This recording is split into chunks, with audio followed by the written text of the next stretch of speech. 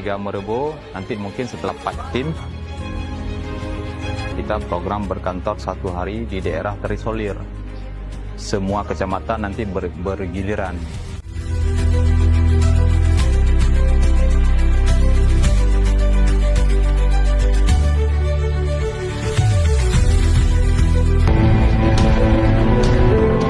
Di Dinas Kesehatan bersama Puskesmas tadi melayani hampir sekitar 200 orang masyarakat yang cek kesehatan.